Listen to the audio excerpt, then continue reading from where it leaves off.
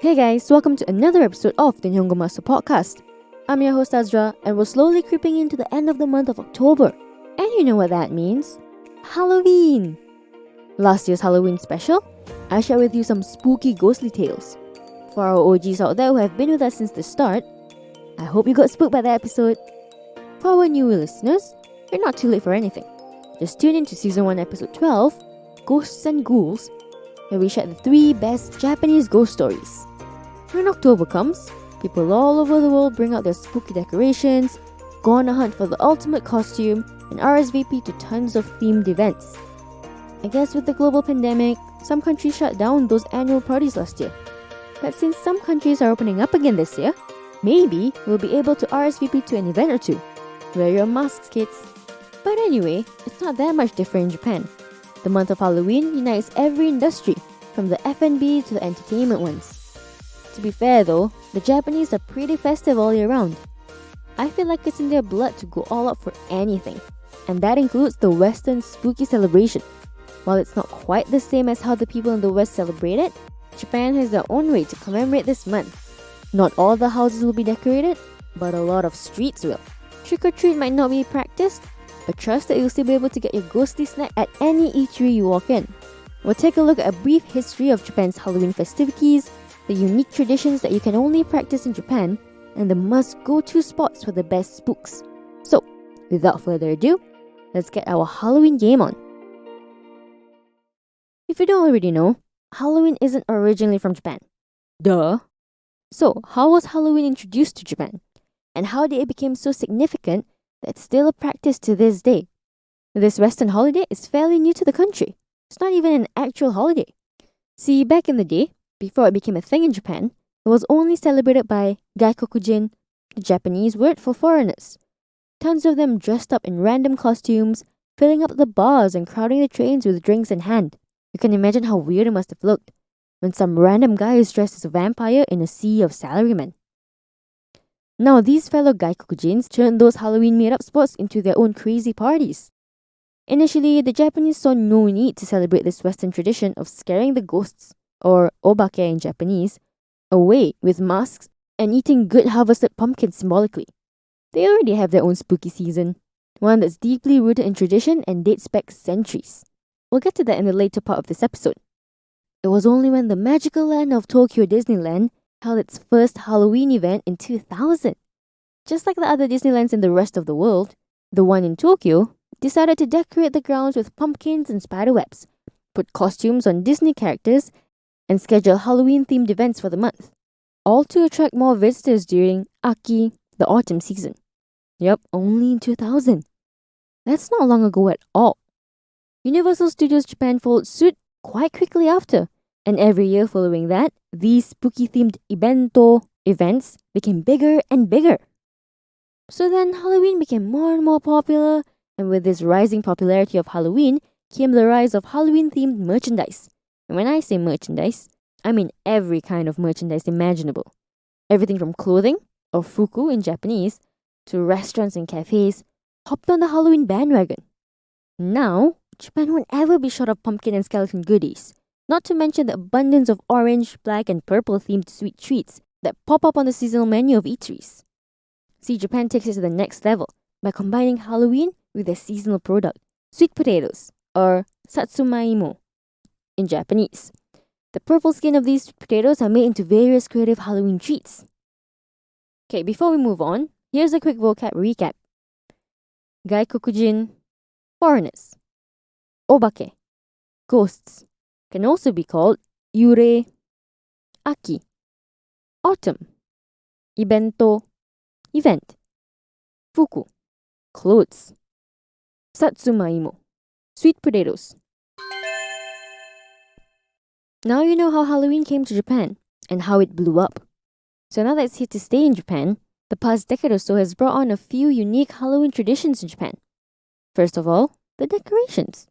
See, the Japanese are all in when it comes to celebration. They'll celebrate anything, and I'm not opposed to that. So this includes this Western imported holiday. Their enthusiasm is not only reflected in their spirits, but also on every corner and street in the country. As soon as October rolls around, expect Halloween-themed everything. The most common Japanese Halloween decoration is the tabemono, or food, as we mentioned briefly before.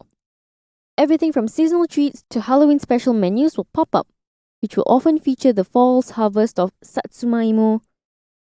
Remember what that is? Sweet potatoes. Leave it to the Japanese to twist that into a Halloween thing. Oh, and let's not forget cutely decorated dishes, complete with witch hats and pumpkin carvings. And when I mentioned decorations on the streets, I actually meant it quite literally. The actual streets of Japan are decorated with festive lights and decorations.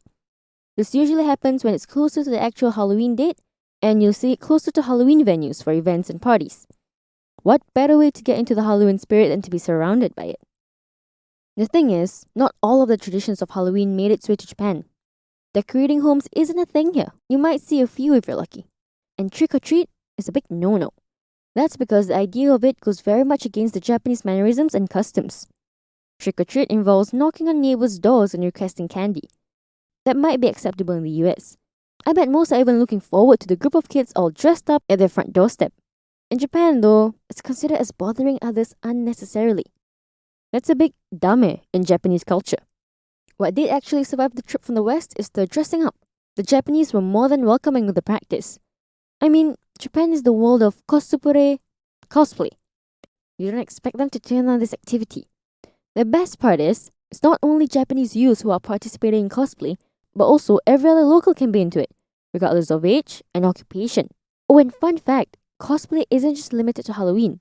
There are various events and festivals dedicated to this pop culture that started in the early 1980s, and what is now a staple of the Japanese culture.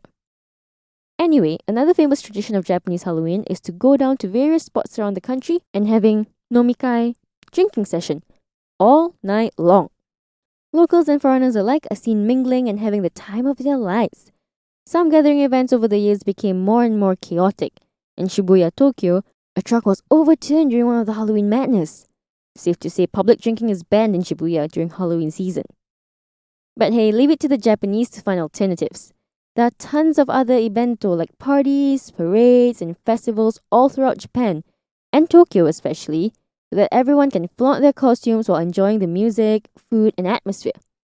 Even Japanese companies and schools are picking up the trend of setting up Halloween parties for their workers, faculty, and kids.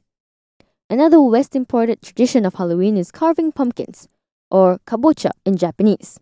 While it's not commonly practiced, it's still an activity you can partake in Japan. There's a slight difference in Japan though. Pumpkins here aren't orange, they're purple. If you're looking to get the whole traditional jack-o'-lantern, you might need to fork out a bit more for imported orange pumpkins. Here's a quick vocab recap. Tabemono, food. Dame, a strict no. Cosplay, cosplay, or dressing up. Nomikai, drinking event or session. Kabocha, pumpkin. By the way, if you haven't checked out our official website yet, why not give it a browse? At Nihongo Master, we offer efficient Japanese lessons that are quick, easy, and fun for Japanese language learners of all levels, from beginners to advanced. Our smart tools will assist you in areas where you need a little bit of a push and congratulate you on the ones you've aced. With a community of over 50,000 Japanese students, you're not alone on your learning journey. Make new friends and improve together with our point system, collecting points as you go along. Ask away any questions you have on our group discussion pages. There's sure to be others as well as our Japanese instructors that are quick to answer. You can also take Nihongo Master with you on the go and learn Japanese as you trot the globe. Practical, right? Earlier, we briefly mentioned Shibuya in Tokyo as one of the spots for Halloween gatherings. Now, we're going to take a look at the best places to spend October 31st. Of course, we're starting off with Shibuya. Duh! It's actually the original spot where the expats went for their Halloween celebration. And now, the Japanese are joining in the tradition. If you don't know exactly where in Shibuya, it's everywhere. You actually can't miss the crowd of people all dressed up around the Hachiko statue, right in front of the station and by the famous Shibuya Scramble. On Halloween night, it gets extremely packed, so much that it's extremely difficult to pass through. You take one step every 2 seconds, and it takes you at least 5 minutes to get to the other side of the Shibuya Scramble. I remember when I said a truck overturned one year? Google that up.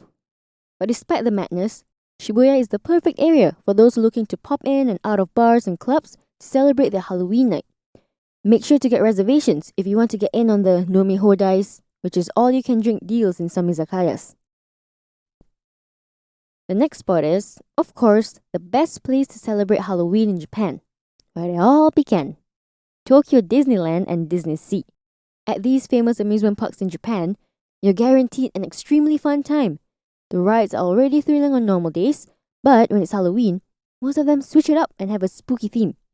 The characters walking around are all dressed in costumes, on top of their actual costumes.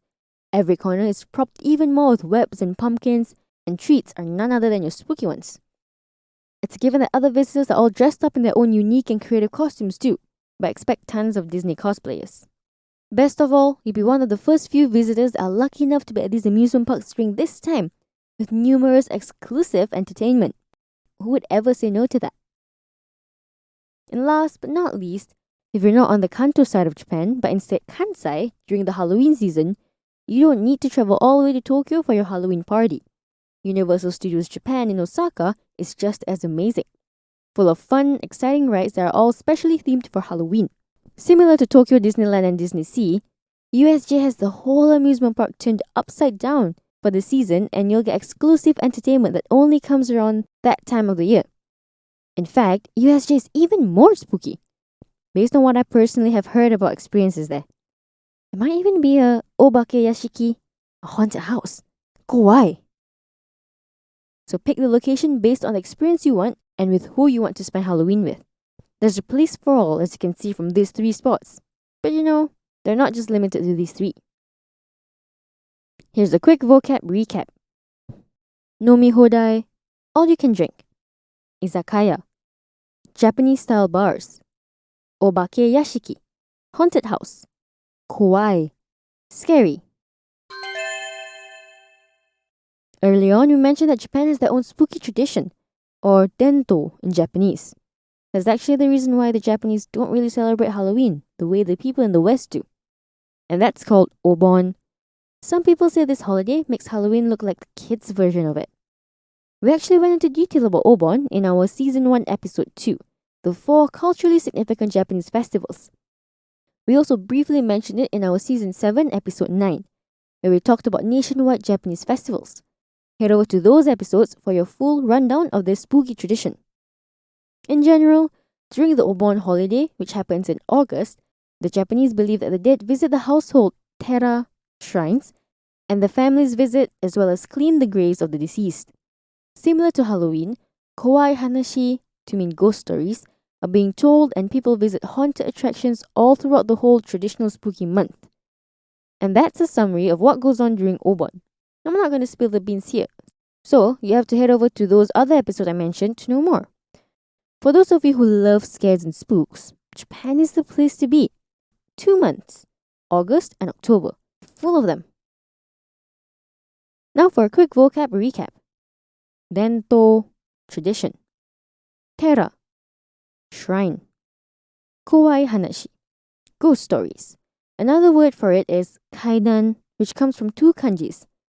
Kai to mean strange and dan to mean recited narrative. Nowadays though, this is an old-fashioned word and you don't hear it used as much. People just say kawaii hanashi or hora to mean horror.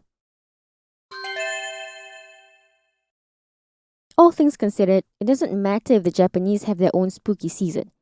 The fact remains that Halloween now has a strong foothold in modern Japanese culture, dressing up in dramatic costumes, drinking all night long in Shibuya, and devouring spooky-themed treats.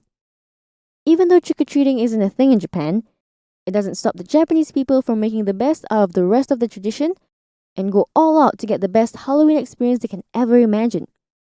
Prep for your Halloween with some Obake Hanashi, Season 1, Episode 12. You might need to leave your bedroom lights on. What are you going to dress as Halloween? Share with us your creative costumes by commenting on social media platforms. You can find us on Twitter, Facebook, and Instagram. Also, head over to Nihongo Master blog if you're interested in reading about topics like these some more. And if you're keen on picking up some more Japanese for yourself, pop onto our official website, nihongomaster.com, to learn more. While you're at it, why not get yourself a subscription? Get a head start on your Nihongo journey with Nihongo Master. Thank you so much for listening in. Join me in the next one, where I'll be walking you down the avenue of Japan's rich culture. Happy Halloween! Mata ne!